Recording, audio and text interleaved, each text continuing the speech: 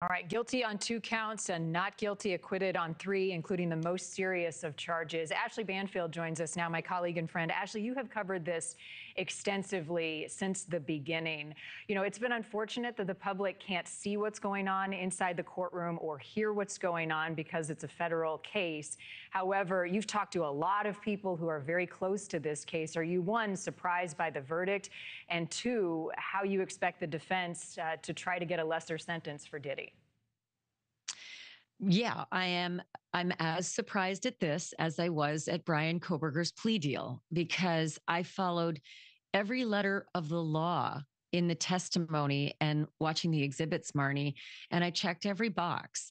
I just find it shocking that a jury couldn't put this together.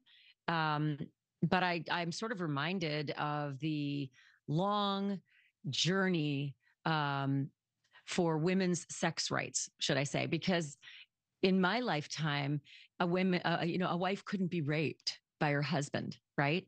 And so I sort of look at this as though a jury saw girlfriends can't be sex trafficked. A jury saw that if you're willing one day or 1 month or 1 year, and you're unwilling in another day or another month or a year, that doesn't count. And so that's what's, I think, really troubling to me on this. And I think that no matter what, the government is certainly going to push for the maximum. I believe it's 10 years for the Mann Act federally for each count. And these are not the kinds of counts that you look at concurrently, right? Because these are different. They are different days. They are different victims. So these could be easily consecutive sentences, which would mean maximum 10 years each, which would mean a 20-year sentence.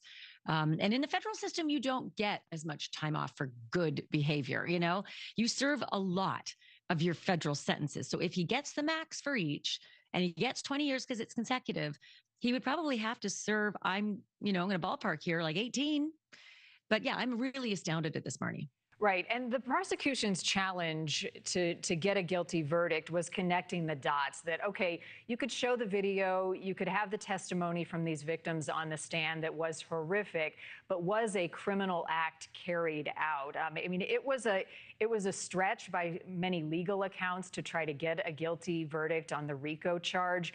But you listened to the testimony and you talked to people close to the case. What was most compelling about what they shared bravely on the stand against their will for years? I didn't think it was a stretch to get RICO at all. In fact, when I saw that question, Marni, if somebody asks for drugs and then the defendant gives drugs, is that distribution? Yes.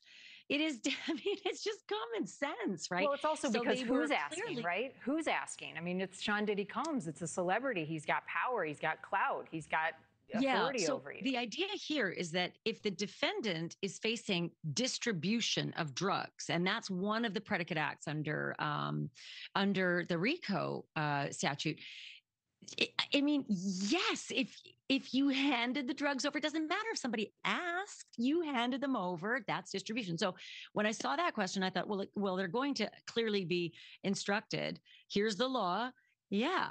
And so it looked as though they had that predicate act checked, that they clearly knew that he handed the drugs over. They just wanted to know if somebody asked, did it mitigate that in some way? And the law that was given to them, told them, no, it doesn't mitigate it.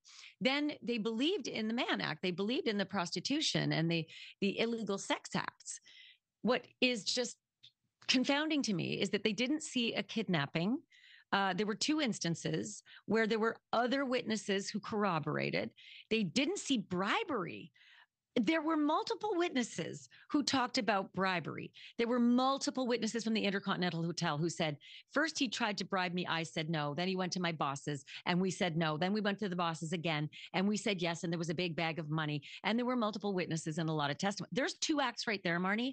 2 acts satisfies RICO over the course of 10 years. And all you needed was an enterprise. And an enterprise didn't need to be a financial enterprise. It just needed to be a group of people who agreed. And there were 3 of Sean Diddy Combs' enterprise present, according to multiple witnesses: Sean, KK, and his bodyguard. I just don't understand how they didn't get to RICO. And I'm shocked at sex trafficking. I'm sad. I'm sad about the sex trafficking because those women were browbeaten into doing horrible things that they said they didn't want to do. They may have wanted to do it originally when the love bombing happened. They may have wanted to do it. That's fine. But when the love bombing didn't happen and they were forced into it, suddenly we're back to you can rape your wife. That's how I feel about the mentality of seeing whether you can sex traffic your girlfriend. Thank you for watching. Subscribe below and download our NewsNation app right now on your phone, and you will get fact-based, unbiased news for all Americans.